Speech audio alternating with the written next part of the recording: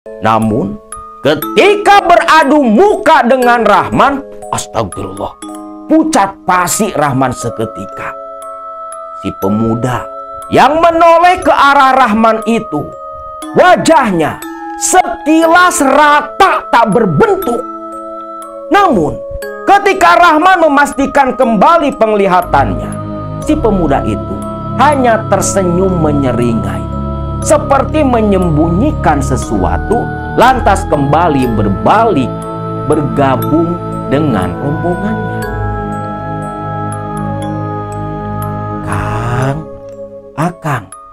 Kang Rahman, tinggallah di sini, Kang. Jadilah warga kampung ini. Hah? Apa, Neng? Jadilah warga kampung sini, Kang. Rahman pun kaget.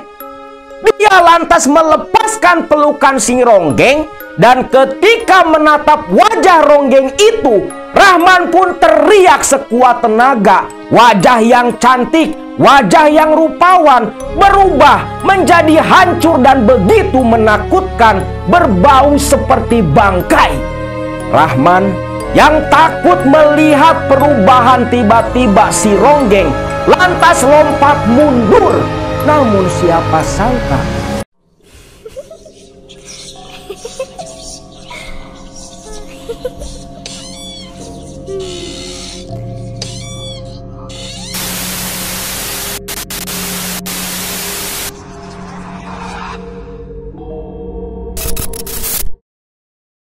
sebelum lanjut ke cerita, buat teman-teman yang baru ikut gabung dan menonton channel ini, jangan lupa klik tombol subscribe, like, dan share video ini di media sosial kalian agar channel ini bisa semakin berkembang.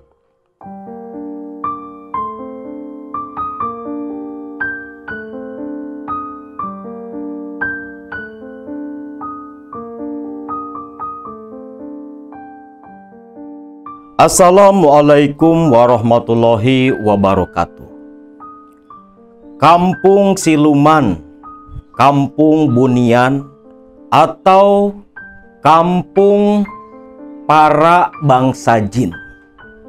Pemukiman bangsa jin yang memang ada, walaupun sepintas memang di luar nalar logika kita, tapi tak dipungkiri, di beberapa daerah kampung bunian atau kampung yang memang khusus dihuni oleh bangsa jin itu betul-betul ada.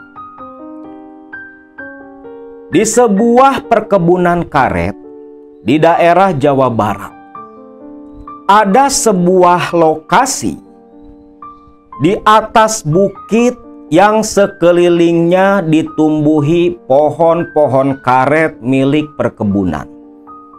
Lokasi yang begitu dijauhi, dihindari, baik oleh para pekerja atau warga kampung yang mengambil rumput atau kayu bakar di sekitar perkebunan itu. Bukan tanpa alasan, tapi lokasi di atas bukit ini sejak zaman dulu begitu ditakuti, terkenal akan keangkerannya.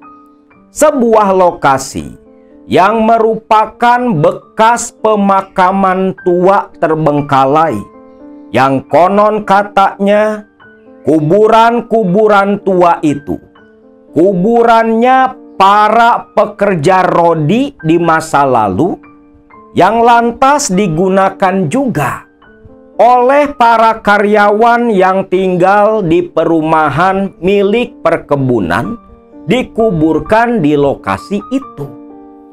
Namun seiring berjalan waktu, karena seringnya terjadi hal aneh di luar nalar, kuburan tua itu pun sudah tidak lagi digunakan.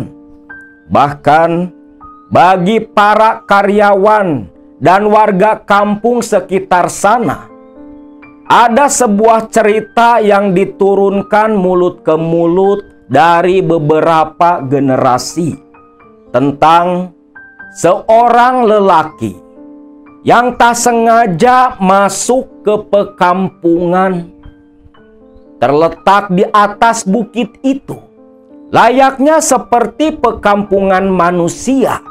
Namun ternyata tanpa sengaja dia malah masuk ke pemukiman bangsa jin yang disebut Kampung Siluman Gondomayit.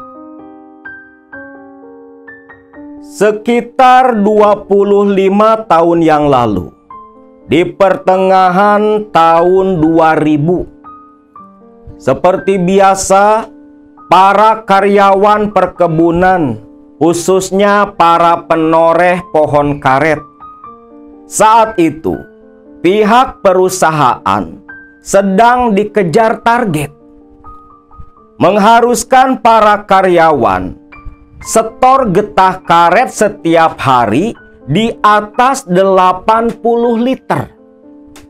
Dan apabila melebihi target, lebihnya itu diuangkan secara langsung oleh pihak perusahaan. Maka dari itu, hampir semua karyawan penoreh pohon karet berangkat ke kebun itu malam hari. Jam 2 dini hari, para karyawan ini sudah mulai berbondong-bondong masuk ke area perkebunan. Saat itu, ada 2 orang karyawan, Pudin dan Ewon. Mereka berdua adalah warga kampung Cikaso yang terletak tak jauh dari area kebun karet. Berangkat dari rumah berbarengan, jam 2 dini hari, mereka sudah masuk ke area perkebunan. Bermodalkan senter sebagai penerangan, Ewon dan Pudin berjalan beriringan. Yang mereka tuju adalah sebuah saung, tempat istirahat para karyawan, dan tempat mobil penarik getah mengambil setoran getah dari para penoreh. Ketika sampai di saung, badan yang sudah berkeringat cukup lelah, Ewon dan Pudin pun duduk berdua beristirahat. Kebetulan, lokasi tempat Ewon noreh waktu itu tepat berada di belakang saung. Sedangkan Pudin mesti berjalan sekitar 300 meter lagi barulah sampai ke lokasi miliknya. Saat itu mereka ketimpa sial. Baru saja sampai di saung, tiba-tiba hujan pun turun. Walau tidak begitu deras, tapi sudah dipastikan curah hujan gerimis yang cukup padat itu bisa mengganggu proses penorehan getah karet.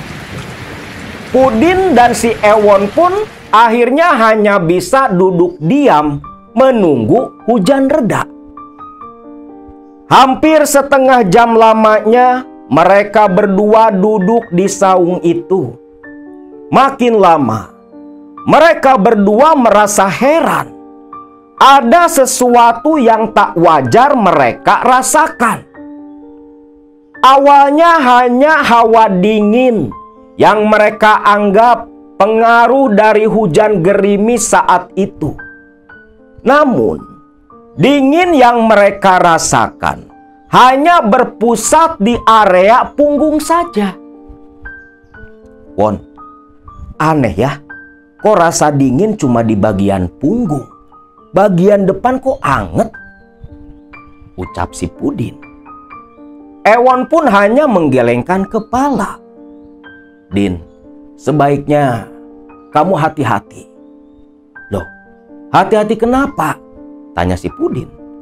Pokoknya kamu hati-hati. Kalau ketemu sesuatu nanti di depan, lebih baik kamu langsung balik ke sini. Pudin pun heran. apa yang dimaksud sama si Ewon. Karena memang Pudin ini baru sekitar 1 tahun kerja di lokasi itu. Sudahlah Din, pokoknya kamu nurut aja lah.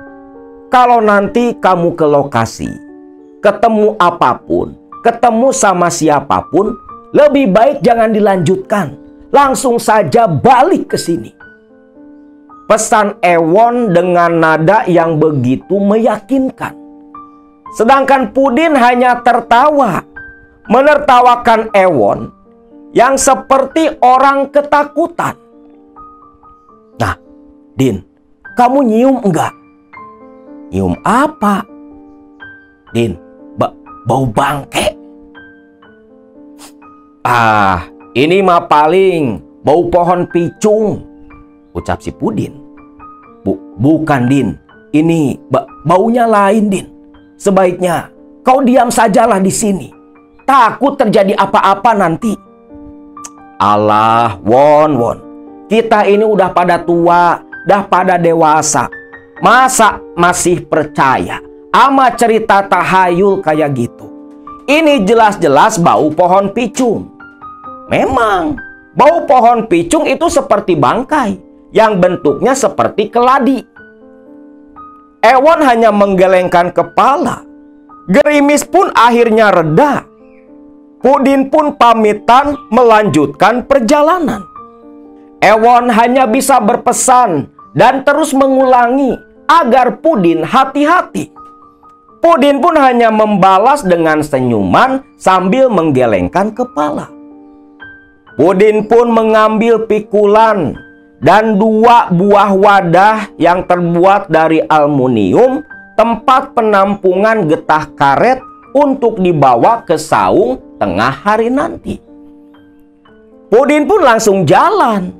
Jalanan yang dilalui oleh Pudin itu jalan berbatu. Tempat lalu lalangnya mobil perkebunan menarik getah karet dari titik-titik pengumpulan. Semakin jauh Pudin berjalan, sudah lewat 100 meter lebih. Pudin merasa heran. Sampai-sampai Pudin memastikan kembali penglihatannya. Senter dia sorot ke depan.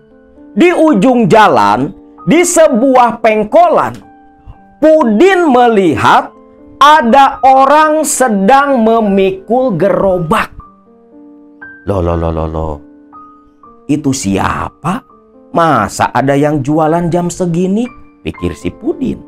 Waktu itu tepat jam 3 dini hari. Aneh. Apa kemalaman ya tuh orang?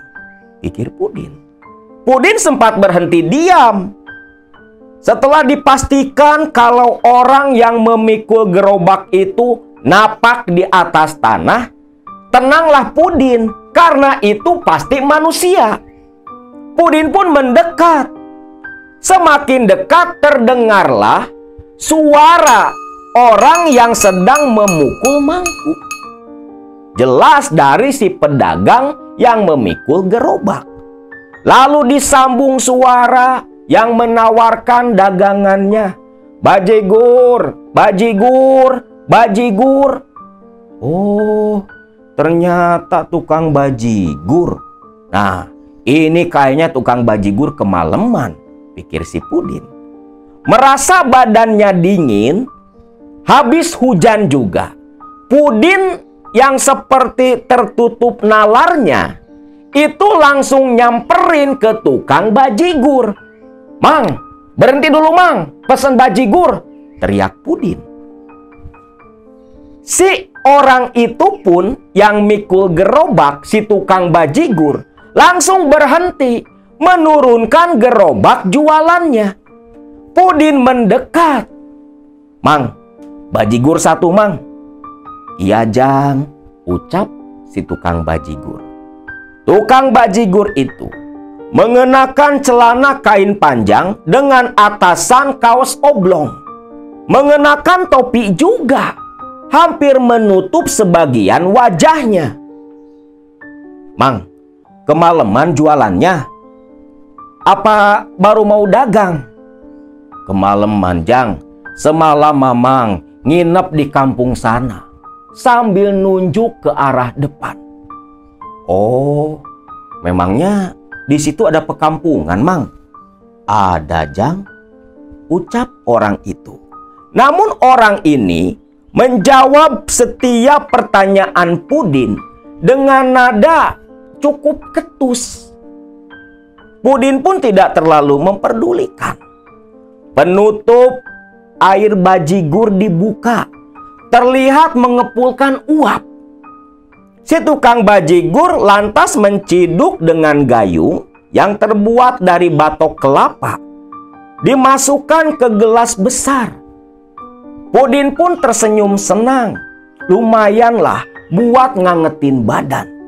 Sambil duduk di atas batu di pinggir jalan, Pudin pun lantas menerima sodoran gelas penuh dengan bajigur. Terasa begitu panas di telapak tangan Pudin. Pudin pun mendekap gelas yang panas itu dengan tangannya. Rasa hangat langsung mengalir ke badan. Namun, ketika baru saja Pudin mau meminum bajigurnya, Pudin lantas terdiam, mencium aroma bangkai dari tubuh si tukang bajigur. Bau bangke. Kok baunya dari si Emang ya? Pikir Pudin. Mungkin salah cium kali. Pudin pun tak terlalu memperdulikan. Namun ketika air bajigur masuk ke mulut, loh, aneh, kok bajigurnya dingin, ucap Pudin. Padahal jelas sekali mengeluarkan uap. Gelasnya pun panas. Namun ketika bajigur masuk ke mulut, malah terasa dingin dan rasanya agak anyir. Mang, ini kok bajigurnya gini, Mang? Ini bajigur apaan, Mang? Ucap Pudin. Itu bajigur sisa semalam, Jang.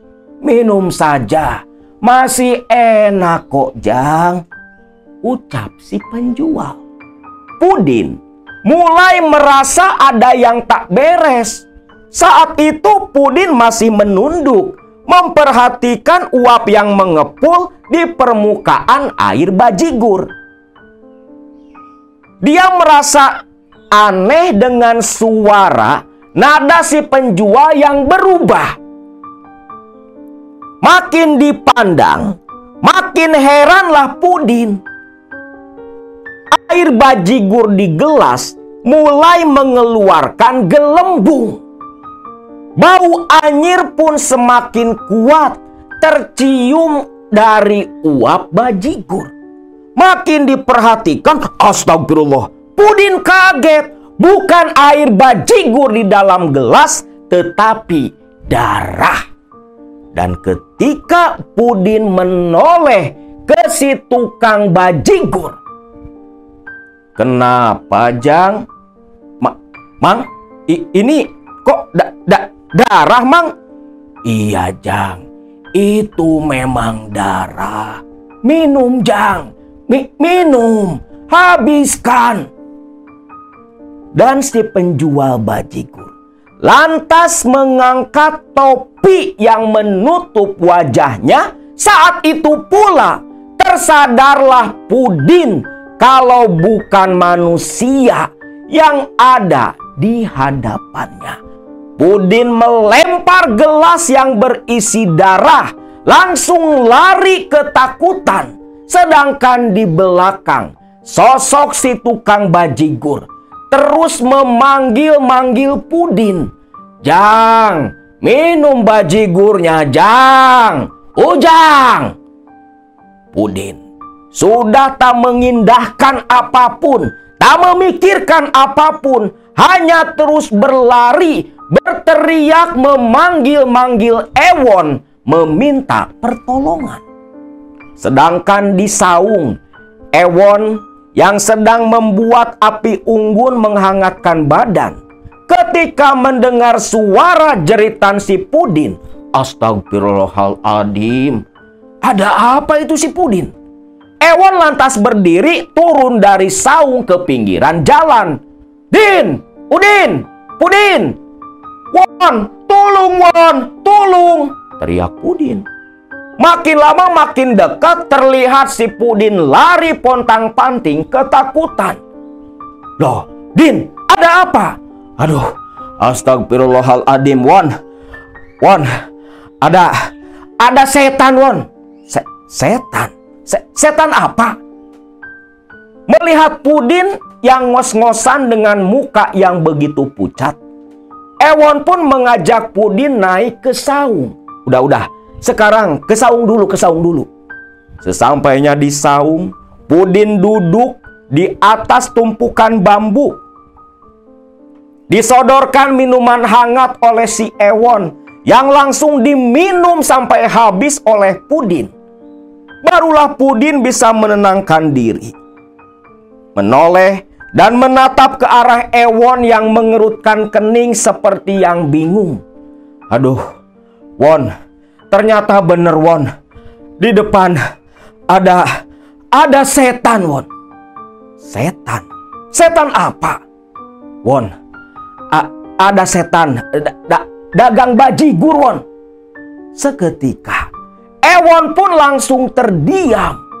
Terlihat pucat wajahnya seperti orang yang ketakutan. Loh, kenapa, Won? Din, yakin kamu tukang bajigur? Iya, Won, tukang bajigur. Ewon pun langsung menoleh ke kiri dan ke kanan. Dia terus memperhatikan sekeliling. Sampai berdiri, keluar dari saung, memastikan menatap ke ujung jalan arah si Pudin tadi berlari. Pudin hanya bingung apa yang sebenarnya Ewon lakukan. Won, ada apa? Shh, bener tukang bajigur. Bener, Won. Masa saya bohong? Waduh.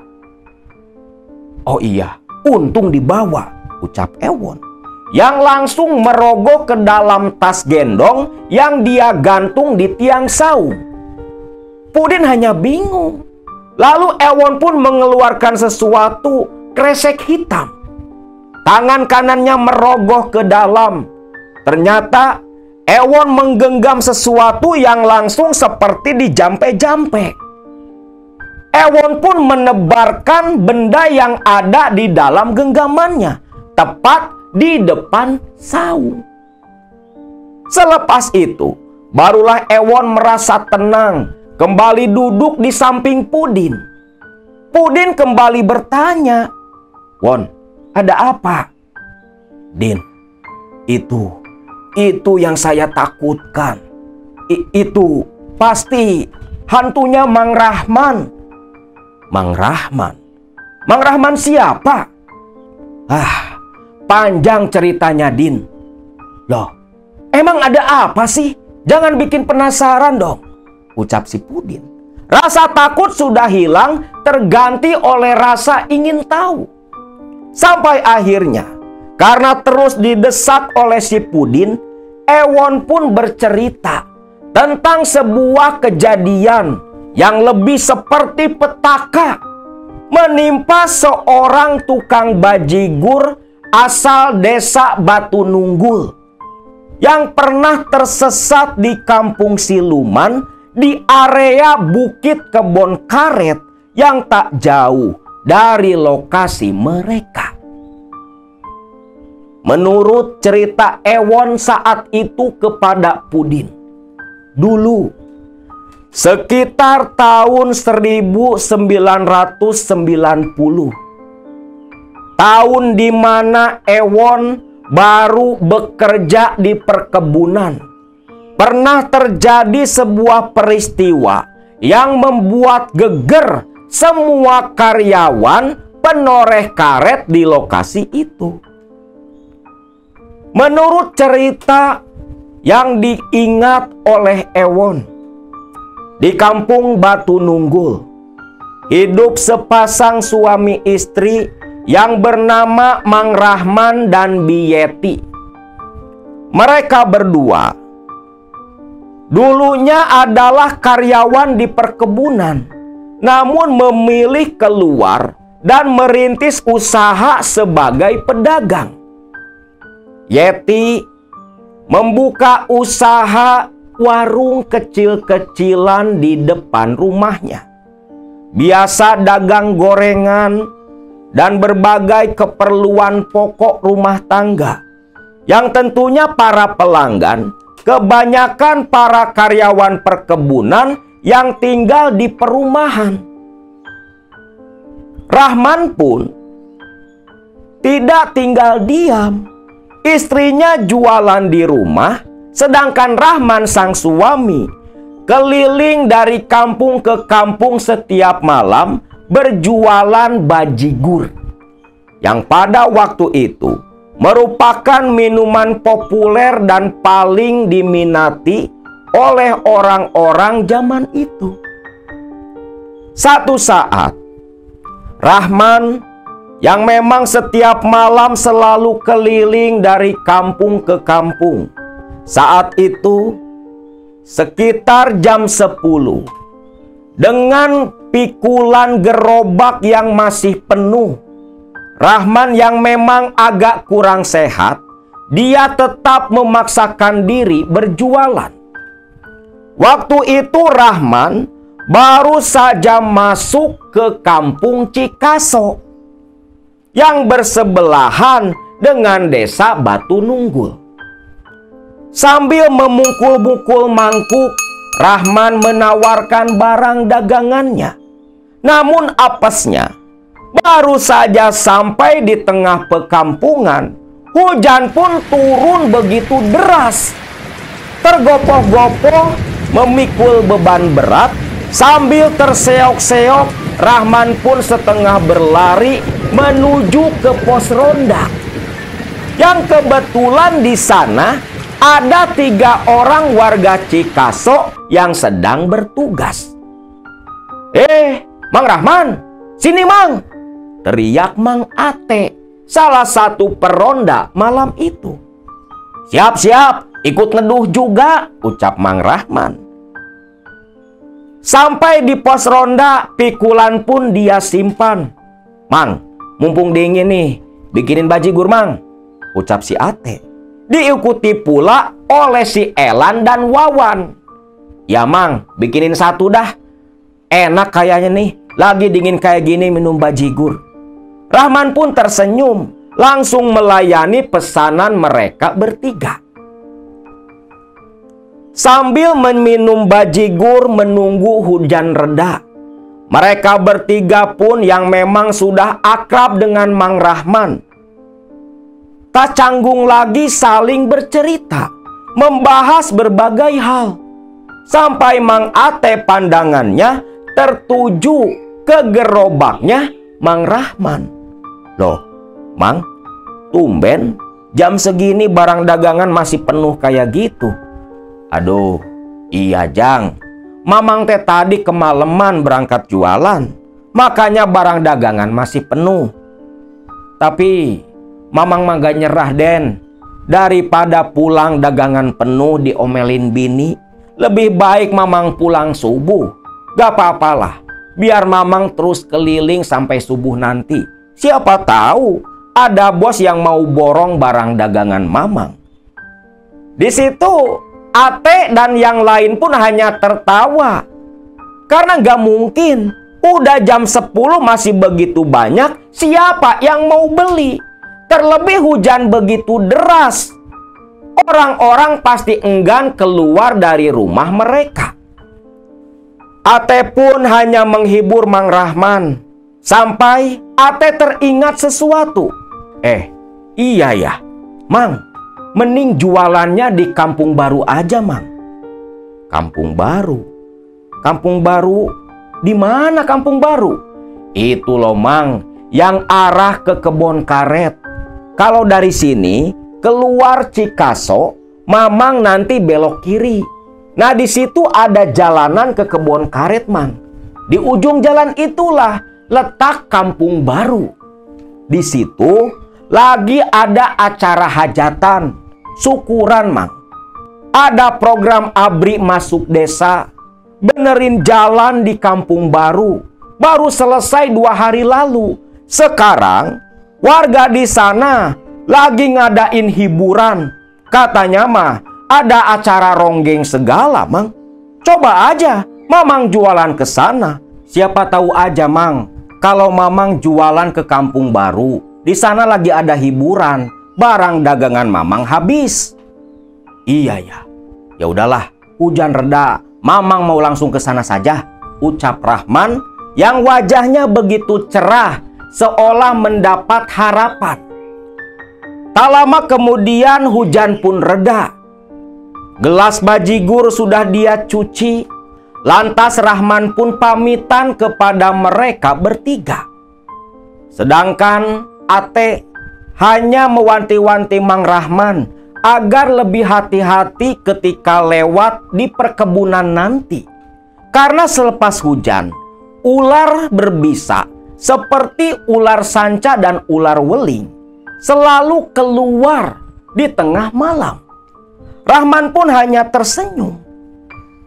Saat itu, Rahman bermodalkan penerangan lampu teplok yang digantung di pikulan.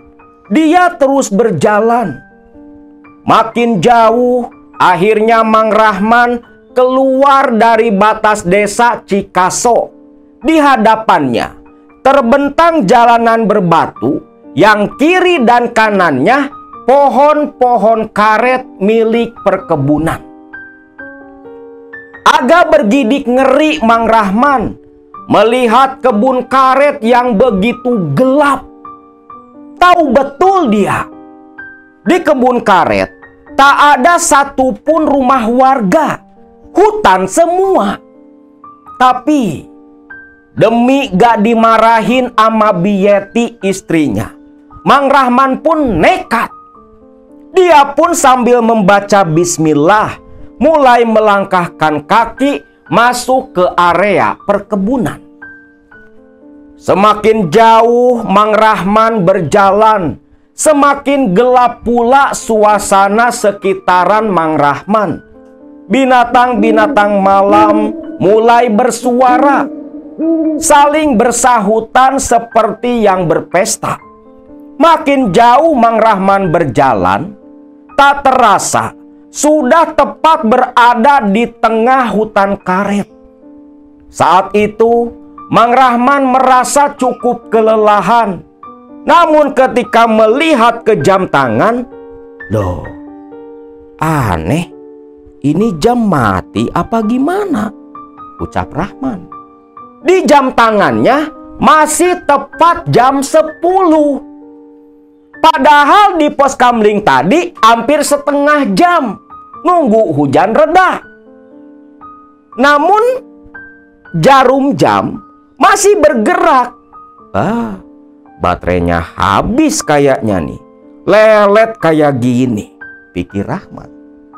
Baru saja menurunkan pikulan, menurunkan gerobak, Rahman terkejut mendengar suara langkah kaki seperti tentara yang sedang berbaris. Suaranya terdengar begitu jelas, dan anehnya, semakin kencang suara barisan langkah kaki itu, makin lama suara binatang di kebun karet pun seketika hilang. Rahman menoleh ke belakang. Loh, kayak rombongan tentara, pikir Rahman. Di kegelapan terlihat 2 baris tentara, 2 berbanjar, berjalan begitu rapi. Hentakan sepatu boot di atas jalanan berbatu menimbulkan suara yang begitu indah, beraturan. Dalam hati Rahman menerka, oh, ini mungkin yang diucapin Mang Ate. Para tentara yang lagi program pembangunan di desa Kampung Baru. Sepertinya rombongan tentara ini mau menuju ke kampung baru, pikir Mang Rahman. Mang Rahman pun yang memang seorang pedagang handal, memanfaatkan situasi ingin menawarkan bajigur dagangannya. Begitu makin dekat ke arah Mang Rahman, makin terlihatlah memang rombongan tentara lebih dari 40 orang. Menghentakkan kaki berjalan begitu rapi sambil menyoren senjata laras panjang. Semakin dekat, semakin terlihat jelas. Namun, Mang Rahman agak keheranan. Pakaian yang dikenakan dua baris tentara itu berbeda, seperti bukan tentara negara kita. Bukan seragam loreng, tetapi seperti seragam kemeja tangan panjang yang dilipat, berwarna kusam abu-abu, seperti seragam tentara zaman kemerdekaan dulu. Loh, ini kok tentara pakaiannya, seragamnya kok beda? Apa tentara magang? Pikir Rahman. Semua tentara itu mengenakan helm besi. Semakin dekat ke arah Rahman, Rahman pun makin bingung. Karena ketika tentara lewat di hadapannya, Rahman malah mencium bau minyak serimpi. Minyak jenazah yang begitu kental. Sampai Rahman menutup hidung. Pak, bajigur Pak, bajigur, ucap Rahman. Tapi si tentara yang lewat di depan Rahman seperti yang tidak memperdulikan. Aduh, si bapak. Pak, bajigur dulu Pak, bajigur Pak. Masih anget Pak, masih banyak. Hitung-hitung bantu saya lah Pak. Namun apa daya, tentara yang berbaris begitu disiplin tak menoleh sama sekali kepada Rahman, seolah tak menganggap keberadaan Rahman yang mereka lewati. Tentara gemblung ditawari bajigur kok malah lewat, ucap Rahman yang agak nesu-nesu waktu itu. Akhirnya Rahman pun mengikuti barisan tentara di belakang, melanjutkan kembali perjalanan. Aduh, itu tentara kok nggak ada capeknya ya, jalannya kok cepat amat, pikir Rahman. Perbandingannya, Rahman selangkah, tuh tentara 10 langkah. Sampai di sebuah tikungan, Rahman kehilangan pandangan. Rombongan tentara itu sudah tak terlihat lagi di mata Rahman. Yang terdengar hanya suara barisan langkah kaki. Ketika sampai di tikungan, Rahman pun kaget. Loh, pada kemana tentara itu? Jalan mana mereka? Pikir Rahman. Karena tepat di depannya, jalanan berbatu sudah buntu. Hanya tersisa jalan setapak yang bercabang. Rahman bingung harus ke kanan atau ke kiri. Si Ate di pos ronda nggak cerita, hanya suruh lurus saja.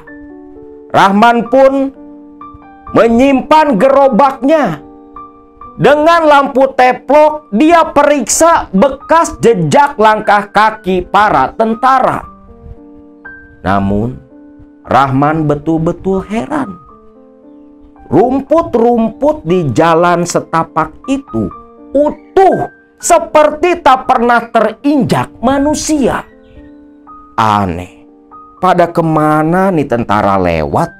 Ini kok rumputnya masih pada utuh, gak ada bekas diinjak. Rahman makin bingung.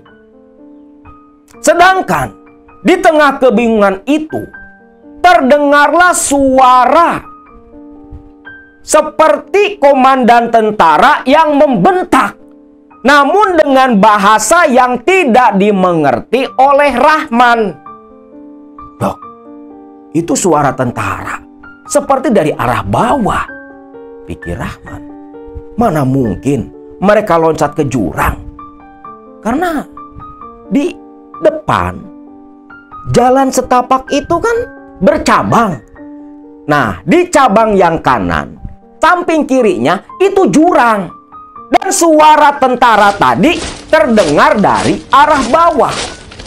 Di tengah Rahman yang bingung seperti itu, samar-samar Rahman mendengar suara riuh, hiruk pikuk, tepuk tangan, teriakan, dan gamelan musik ronggeng yang mengalun bersautan.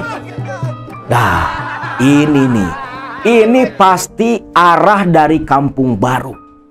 Pasti ke sini, pikir Rahman. Karena suaranya dari cabang kiri. Bergegas, Rahman yang takut acara bubar langsung mengambil pikulan, buru-buru berjalan ke samping kiri. Jalanan setapak itu jalanan tanah. Dengan penuh semangat, walau jalan agak menanjak, Rahman terus berjalan. Semangatnya begitu kuat. Makin jauh jalan, makin terdengar jelas suara hiruk pikuk para penonton di acara ronggeng. Wah, ini kayaknya udah deket, pikir si Rahman. Rahman terus jalan, sampai Rahman pun melihat kerlap-kerlip cahaya di kejauhan. Oh, ternyata Kampung Baru di atas bukit. Rahman pun mempercepat langkah kakinya. Betul saja, ketika sampai di puncak bukit, terlihatlah deretan para pedagang yang begitu rapi, menjual beraneka ragam makanan. Dan di paling ujung, di tanah lapang, orang-orang lelaki dan perempuan berdesak-desakan berkerumun sambil menari-nari. Penerangan waktu itu di mata Rahman hanya deretan obor yang berbaris di pinggir lapangan. Rahman paham, listrik belum masuk ke desa-desa zaman itu. Terlebih desa Kampung Baru yang tepat berada di ujung hutan kebun karet. Rahman mencari-cari lapak untuk berjualan. Namun ada yang aneh. Deretan para pedagang di kiri dan kanan, semua hanya diam mematung. Tak ada yang berbicara sama sekali. Yang terdengar riuh hanya dari arah kerumunan penonton yang sedang asik menari. Rahman pun melihat ada celah kosong di samping tukang sorabi dan tukang kopi. Mangkal di situ aja. Itu kan masih kosong, pikir Rahman. Rahman pun sambil memikul berjalan mendekat dan menyapa para pedagang yang dia lewati. Namun ya gitu, para pedagang itu hanya diam menunduk, tak menjawab sapaan Rahman.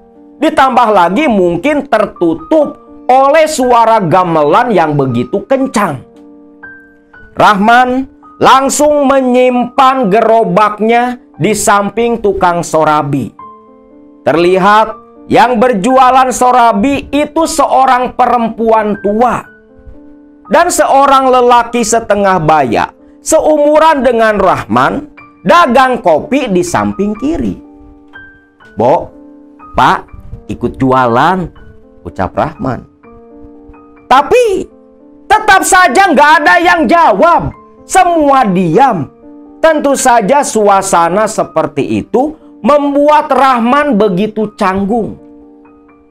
Namun sebagai pedagang profesional, yang penting barang dagangan terjual. Bodoh amat, situasi secanggung apapun tidak terlalu Rahman pedulikan. Rahman pun mulai duduk di kursi kayu yang dia bawa, menghadap ke depan berharap ada penonton yang mampir membeli bajigur dagangannya, sambil sesekali memukul-mukul mangkok dan menawarkan bajigurnya. Loh, ini kok sepi amat, pikir Rahman. Orang kok banyak, tapi nggak ada yang jajan. Masa sih satu kampung bokek semua? Lalu, dari arah kerumunan para penonton, terlihat beberapa rombongan lelaki dan perempuan mendekat ke arah para pedagang, termasuk ke tukang sorabi dan tukang kopi. Rahman pun memanfaatkan kesempatan. "Akang, teteh, bajigurnya Kang, teh masih hangat, masih fresh. Kualitas bisa diadu lah," ucap Rahman. Namun anehnya apa? Orang-orang ini hanya langsung mampir ke tukang sorabi, ke tukang kopi, dan penjual lain yang ada di seberang Rahman. Rahman hanya dicuekin. Jangankan membeli atau melihat barang dagangannya, menoleh ke Rahman pun tidak. Seolah mereka semua tak melihat keberadaan Rahman di sana. Rahman hanya diam heran. Aneh, masa sih orang kampung sini nggak doyan bajigur? Bajigur kan lagi hits, lagi viral, pikir Rahman. Lalu dari arah jalanan tempat tadi Rahman datang, terlihatlah rombongan orang-orang yang begitu banyak berduyun-duyun. Rahman pun lantas berdiri menyambut kedatangan orang-orang yang mau menonton ronggeng. Begitu lewat tepat di depan Rahman, "Akang, teteh, bajigur Kang, bajigur. Pisang ada, ubi ada, komplit Kang. Mampir dulu Kang, mampir, bajigur." Rahman terus berusaha menawarkan dagangannya. Berbagai macam trik marketing yang dia kuasai, dia keluarkan semua saat itu. "Diskon Kang, diskon. Beli 2 gratis 1 Kang." Tapi tetap saja, orang-orang hanya lewat begitu saja, tak menoleh sama sekali ke arah Rahman. Rahman hanya bengong. Aneh, kenapa nggak ada yang mau beli? Rahman pun terus memperhatikan punggung rombongan tadi, sampai orang yang berjalan paling belakang, yang seumuran dengan anaknya Rahman, berhenti lalu menoleh ke arah Rahman. Namun ketika beradu muka dengan Rahman, astagfirullah, pucat pasi Rahman seketika. Si pemuda yang menoleh ke arah Rahman itu, wajahnya sekilas rata tak berbentuk. Namun ketika Rahman memastikan kembali penglihatannya, si pemuda itu hanya tersenyum menyeringai, seperti menyembunyikan sesuatu, lantas kembali berbalik bergabung dengan rombongannya. Rahman pun mulai putus asa. Dia jatuh terduduk begitu lemas. Sedangkan para pedagang di kiri, kanan, dan di depan semua rame dibeli barang dagangannya. Dari puluhan pedagang, hanya Rahmanlah yang tidak dipedulikan. Pusing dengan situasi yang seperti itu, Rahman pun akhirnya berdiri ketika mendengar sinden ronggeng menyanyikan lagu Kembang Kopi. Lagu kesukaannya Rahman. Tua-tua seumuran Rahman, kalau urusan joget ronggeng, joget jaipong, jagonya dia. Mendengar lantunan lagu kesukaannya, pelan Rahman mulai tergoda. Awalnya hanya kaki yang bergerak-gerak. Tangan mulai terasa gatal, ingin rasanya langsung bergabung, ikut menari dengan kerumunan orang-orang itu. Sesekali Rahman menengok ke barang dagangannya. Duh, masih banyak. Tergoda lagi oleh lagu si sinden. Aduh, alah, bodoh amat. Si Yeti mau ngamuk yang ngamuk. Sing penting joget dulu, pikir Rahman. Yang langsung meninggalkan barang dagangannya, bergabung dengan ratusan orang yang mengelilingi lapangan. Rahman berusaha mendekat dan menerobos kerumunan. Dia pun terpana. Di tengah-tengah lapangan, 8 orang ronggeng, perempuan yang begitu cantik-cantik, berlenggak-lenggok menari menghibur para penonton. Rahman terpana. Waduh, ini ronggeng dari mana? Ronggeng Karawang? Apa ronggeng mana? Ronggeng gunung ya nggak mungkin.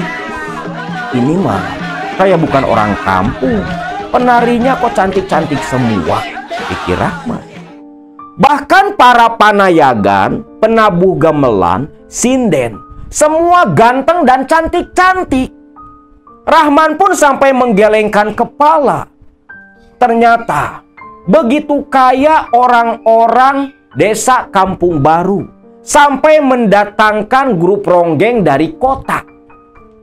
Rahman yang berdiri diam terpana, mulai terganggu oleh aksi para penonton yang terus menari-nari tak terkontrol. Bahkan sesekali Rahman sempat tersikut, tertendang oleh kerumunan orang-orang yang begitu berdesakan. Rahman pun berusaha menerobos, ingin sampai di paling depan. Namun siapa sangka ketika menembus kerumunan, ada kaki yang melintang membuat Rahman tersandung sampai Rahman jatuh telungkup di pinggir lapangan. Seketika Rahman pun merasa malu, lantas berdiri membersihkan kotoran di baju. Menengok ke belakang, takut ada orang yang tertawa memperhatikan.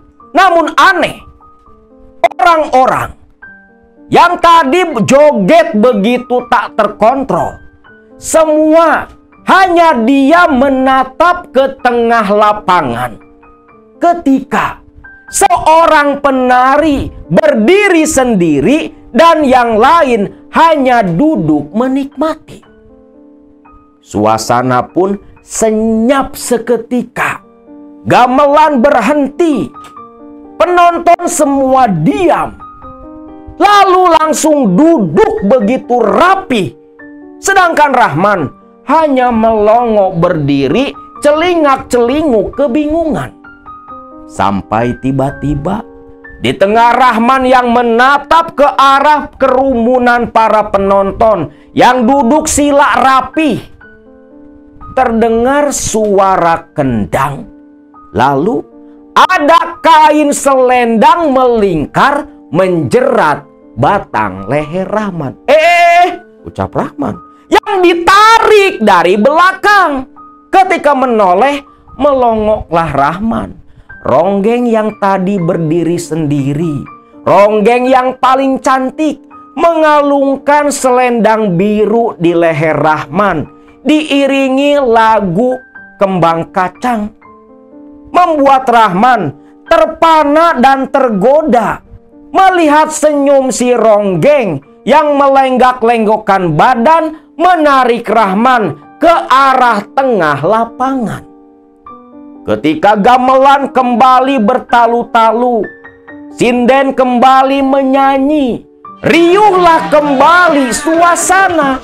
Penonton pada berdiri, satu persatu mulai lari ke tengah lapangan, ikut menari bersama ronggeng dan pasangan masing-masing. Sedangkan Rahman tak menyangka ketiban durian runtuh malam itu bisa menari dengan ronggeng paling cantik yang tersenyum di hadapannya. Para penari mulai berdesak-desakan di tengah lapangan. Namun aneh, walau berdesak-desakan seperti itu, tapi tak ada satu orang pun yang berani mendekat ke arah Rahman. Seperti tak ingin mengganggu. Rahman tak peduli. Lagu-lagu kesukaannya mulai dinyanyikan semua. Si sinden seperti yang tahu isi hati Rahman. Sedangkan si Ronggeng dengan tubuh yang begitu molek, kulitnya putih kuning langsat, seperti yang bersinar di kegelapan. Tersenyum, napasnya tercium begitu wangi, membuat Rahman melayang seperti habis minum tuak.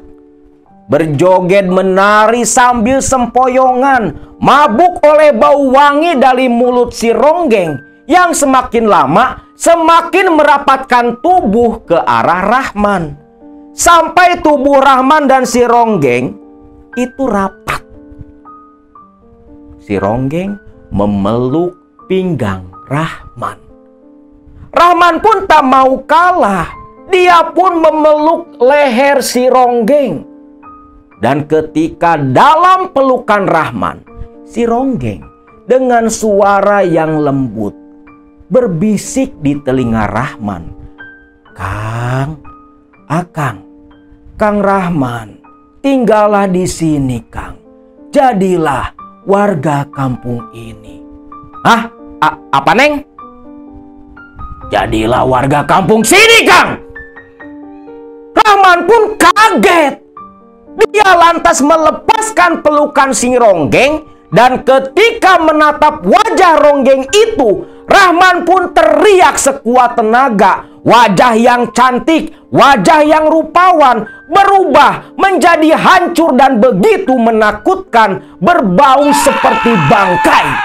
Rahman yang takut melihat perubahan tiba-tiba si Ronggeng lantas lompat mundur. Namun siapa sangka ketika kaki menapak ke tanah lapangan, Rahman tersandung lantas berbalik jatuh telungkup.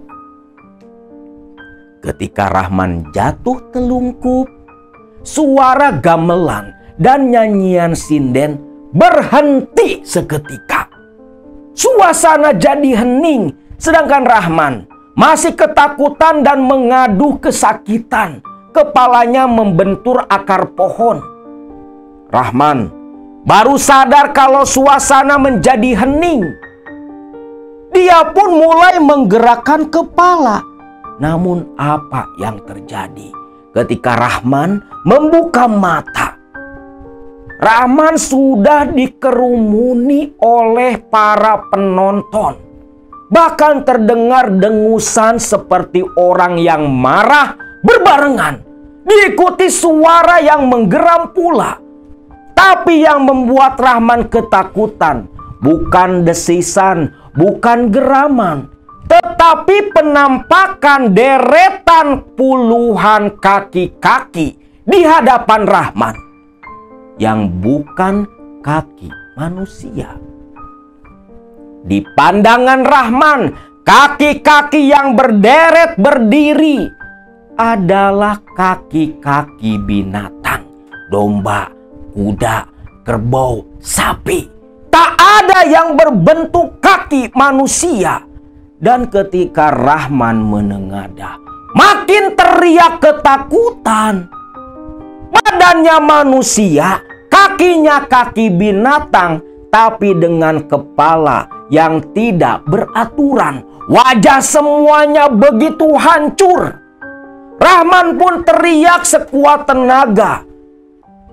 Dia lantas loncat berdiri, tak pikir panjang lari menerobos kerumunan yang hanya menggeram, mengarahkan tangan seperti ingin menangkap Rahman. Rahman terus berlari ingin keluar dari lapangan. Sedangkan para penonton di pinggiran semua pun berubah menjadi setan. Bau bangkai tercium menyengat di hidung Rahman. Dia terus berlari menghindari kejaran mereka. Sampai terlihatlah di sudut lapangan ada celah dan tidak ada makhluk siluman. Ke arah sanalah Rahman berlari. Keluar dari area lapangan, ternyata Rahman masuk ke kebun karet. Di antara sela-sela pepohonan karet, Rahman berlari sekuat tenaga.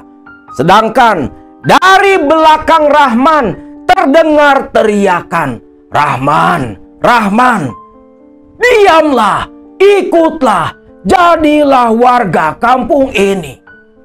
Suara yang jelas berasal dari ronggeng perempuan tadi. Rahman tak peduli. Sambil beristighfar dia terus berlari. Namun karena Rahman yang tak fokus ke depan, Rahman pun tersandung. Lalu kepalanya membentur sesuatu. Terasa keningnya sobek. Darah mengucur. Rahman mengaduh kesakitan. Namun ketika Rahman membuka mata, dia terkejut di samping kiri dan kanannya.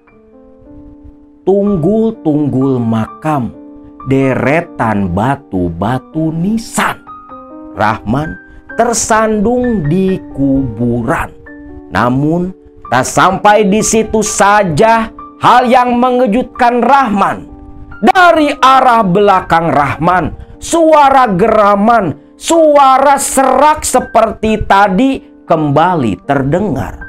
Ketika Rahman sambil mengaduh bangkit berusaha berdiri, dia pun hanya terbelalak melihat di depan Rahman puluhan pocong berdiri menyeringai dengan wajah yang begitu menakutkan.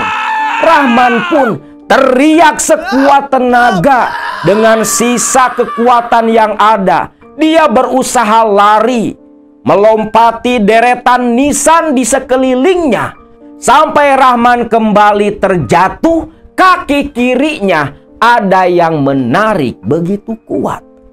Ketika Rahman menoleh, seekor pocong dengan tangan yang berupa kerangka keluar dari kuburan tua, memegang kaki kiri Rahman. Seketika Rahman pun menjerit, hanya gelap dalam pandangan. Rahman pun pingsan seketika. Keesokan paginya, di depan jalan perkebunan karet batas desa Cikaso, sekitar jam 10 pagi, Elan dan Mang Ate menyoren golok sambil membawa tali masuk ke area perkebunan. Memang sudah jadi rutinitas mereka berdua mencari kayu bakar di kebun karet. Sesampainya di tengah perkebunan karet, Elan dan Mang Ate pun berpencar. Ate memilih berjalan terus ke depan karena dia tahu ada pohon karet tua yang baru tumbang. Sedangkan Elan memilih ke samping kiri. Nah, setelah tiba di dekat pohon karet tumbang, Ate mulai memotong dahan-dahan pohon yang sudah kering. Ketika asik memotong dahan karet, tak sengaja pandangan Ate pun menengadah. Dia heran, "Loh, itu kayak gerobak," pikir Mang Ate. "Loh, gerobak siapa?" Mang Ate melihat ada gerobak di sela pohon-pohon karet di pinggir jalan setapak di bukit. Aneh, siapa yang bawa gerobak ke sana? Di atas sana kan kuburan tua, pikir Mang Ate. Penasaran, Mang Ate pun berjalan naik ke atas bukit. Makin dekat, loh, ini kan gerobaknya Mang Rahman. Astagfirullahaladzim. Waduh, jangan-jangan Mang Rahman kena begal, pikir Mang Ate. Mang Rahman, Mang Rahman, teriak Ate memanggil dan mencari keberadaan Mang Rahman. Namun sekian lama mencari dan berteriak, tak kunjung terlihat tanda-tanda keberadaan Mang Rahman. Ate pun penasaran berjalan naik memberanikan diri mendekat ke arah pemakaman tua yang terbengkalai itu. Namun, ketika baru 10 langkah berjalan naik ke atas, Ate pandangan matanya tertuju ke sesuatu yang meringkuk di antara rerumputan. Gemuruh berdebar jantung Mang Ate. Sambil takut-takut dengan golok yang terhunus, Mang Ate pun berjalan mendekat begitu hati-hati. Begitu tepat di samping sosok yang meringkuk, Mang Ate pun kaget karena yang meringkuk di rerumputan tak lain adalah Mang Rahman. Sontak Mang Ate pun terkejut, golok terjatuh. Dia bergegas mendekat mengguncangkan tubuh Mang Rahman. Mang Rahman dibangunkan, namun tak mau siuman. Ate pun mengecek pernapasan. Aduh, masih hidup. Sepertinya si Mang Rahman ini pingsan. Loh, kok keningnya berdarah? Ucap Ate. Takut terjadi sesuatu kepada Mang Rahman, Ate pun berteriak memanggil si Elan. Elan yang kebetulan hendak menyusul ke lokasi Mang Ate, mendengar teriakan lantas berlari. Ketika menyaksikan sosok Mang Rahman meringkuk, Elan pun heran. Loh, Mang, ada apa, Mang? Gak tahu. Ini Mang Rahman kok bisa pingsan di sini? Lan, kita bawa Lan. Kita bawa ke kampung sekarang juga. Iya, Mang. Iya. Digotong tuh Mang Rahman oleh Ate dan si Elan. Digotong dibawa ke kampung Cikaso. Begitu masuk perkampungan, Ate pun teriak meminta tolong. Warga berhamburan. Lalu Mang Rahman dibawa ke rumah warga di pinggiran batas desa. Sedangkan warga yang lain diminta oleh Ate untuk mengambil gerobak dan pikulannya Mang Rahman. Mang Rahman pun diurut, dibaluri minyak angin, berusaha agar Mang Rahman siuman. Namun, ketika Mang Rahman mulai siuman, mata terbuka, Mang Rahman malah teriak ketakutan, pingsan kembali. Sontak orang-orang Cikaso pun heran. Takut Mang Rahman kondisinya semakin parah, akhirnya 5 orang warga Cikaso membuat belangkar dadakan, lantas membawa Mang Rahman pulang ke kampung Batu Nunggul. Tengah hari, Mang Rahman pun sudah sampai di rumahnya. Tentunya Biyeti yang melihat kondisi Mang Rahman seperti itu teriak histeris ketakutan. Terlebih melihat luka menganga di pelipis kirinya, seperti bekas robek dan masih ada darah yang menetes. Biyeti dengan anaknya si Apip lalu membawa Mang Rahman ke rumah seorang mantri. Mang Rahman pun lekas ditangani. Lukanya dijahit, diberi obat. Rahman siuman, namun tak bisa diajak berbicara. Awalnya Biyeti hanya menganggap mungkin Mang Rahman masih syok dengan musibah yang menimpa dirinya. Dibiarkan seperti itu di dalam kamar. Mang Rahman seperti orang linglung. Namun ketika diberi makan atau minum tetap merespon. Yeti dan Apip anaknya menunggu bergiliran pada siang itu. Namun ketika jam 8 malam, Rahman yang belum bisa diajak berbicara malah tertidur begitu lelap. Mak, ini si bapak nggak kenapa-napa. Insya Allah, Jang. Si bapak kata Pak Mantri nggak kenapa-napa. Mungkin itu dia masih syok akibat benturan dari luka. Sudah, biarkan saja. Besok juga si bapak udah sembuh lagi, ucap Biyeti. Apip pun agak tenang. Namun walau sudah ditenangkan sedemikian rupa, hati kecil Apip tak bisa dipungkiri. ada rasa khawatir kepada bapaknya. Malam itu pun Apip memilih tidur menemani bapaknya di dalam kamar. Ketika Apip sedang duduk terkantuk-kantuk, tiba-tiba Rahman bangun dan teriak ketakutan sambil berkata, "Ampun, ampun, jangan bawa saya, jangan bawa saya!" teriak Rahman. Apip pun bangun, kaget dia. Bapaknya meronta-ronta dengan kondisi mata yang terpejam. "Pak, bapak, ampun, ampun, jangan bawa saya, ampun!" teriak Rahman.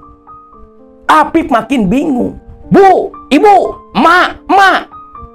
Udah ibu, udah emak. Apip manggil-manggil Biyeti. Tak lama Biyeti pun lari tergopoh-gopoh. Loh, Pip, bapak kenapa, Pip?" "Mak, bapak kayak gini, mak. Bapak kesurupan, mak," ucap si Apip. Dianggapnya kesurupan. Biyeti yang melihat kelakuan aneh suaminya dengan mata terpejam seperti orang tidur, mengigau tak karuan, teriak ketakutan, "Pip, cepat Pip, panggilin Kang Omai, panggilin Kang Omai." Apip pun sigap, lari lekas keluar dari rumah. Saat itu tepat jam 12 malam. Yang dituju oleh Apip, rumah Kang Omai, seorang ustadz di musola, sesepuh agama di kampung mereka.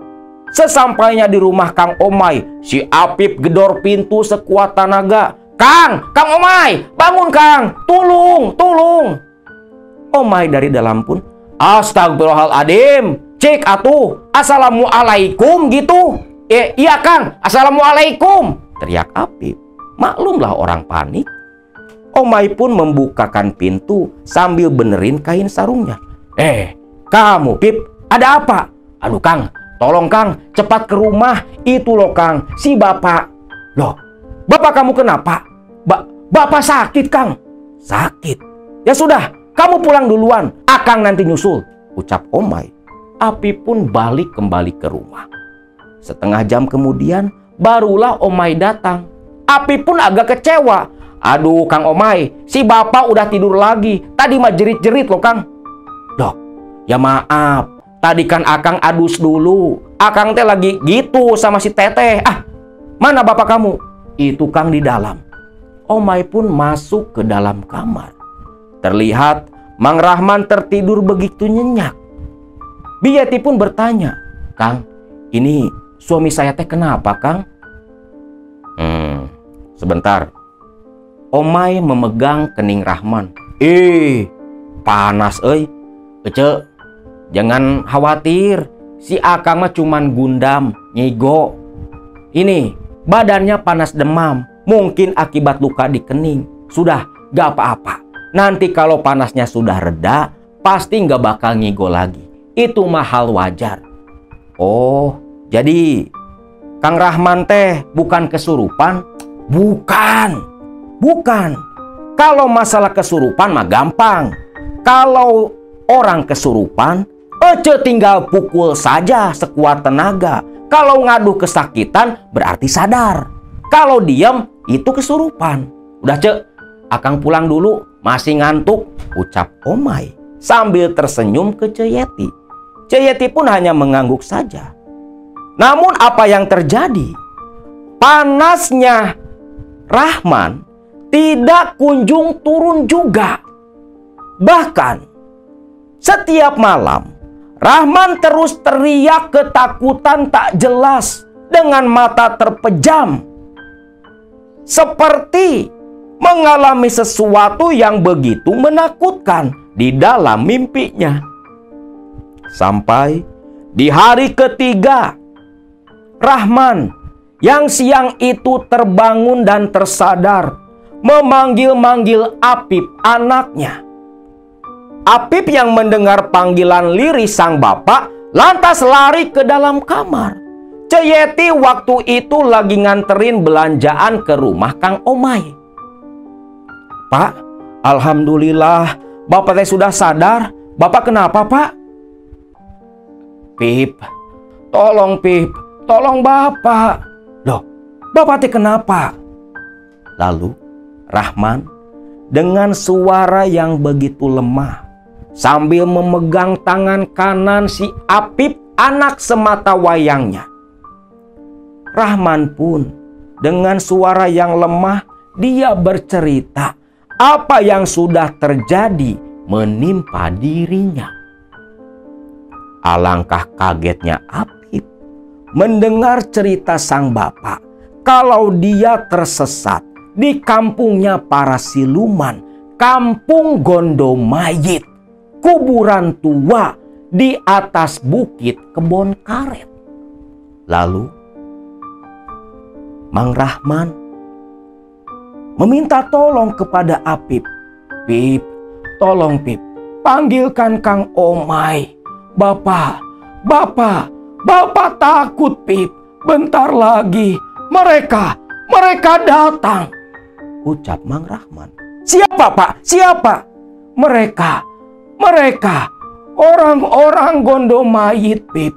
Panggil Kang Omay. Cepat Pip, cepat. Apip pun panik. Lantas dia lari menyusul ke rumah Kang Omay. Di tengah jalan papasan sama Ceyeti ibunya. Loh Pip, mau kemana? Bu, ibu cepat pulang bu. Bapak lagi gawat. Apip mau jemput Kang Omay. Mendengar itu, Yeti pun lari pontang-panting. Bahkan warga yang melihat Yeti seperti itu penasaran, malah ikut mengikuti ke rumah. Setibanya di rumah Kang Omay, Apip langsung cerita. Omay pun pucat pasi begitu mendengar kampung Gondomayit. Lantas Omay bergegas lari bersama Apip. Namun begitu sampai di halaman rumah, Apip langsung terdiam mendengar jeritan sang ibu. Omay bergegas lari ke dalam. Namun apa daya, ketika masuk sudah terlambat.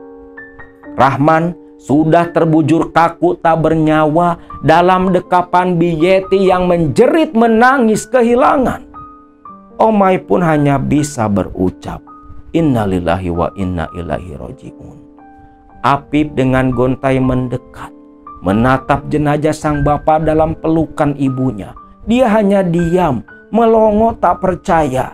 Dia sudah terdahului oleh mereka dari Gondomayit yang menjemput sang bapak.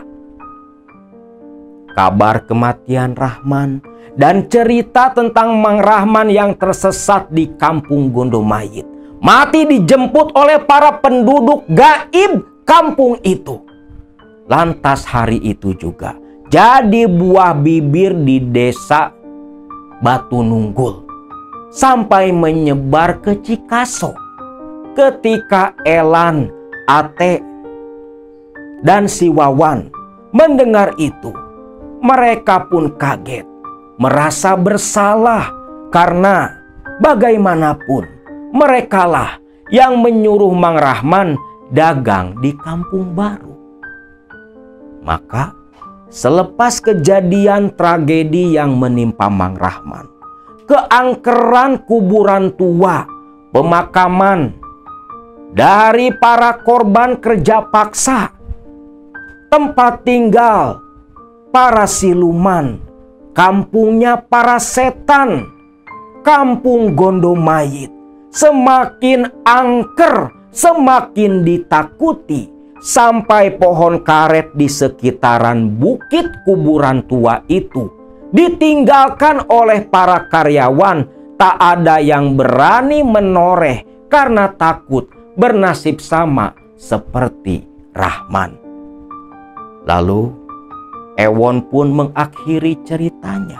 Itulah Din, kenapa saya ketakutan waktu kamu bilang ada tukang bajigur. Itu pasti arwahnya Mang Rahman.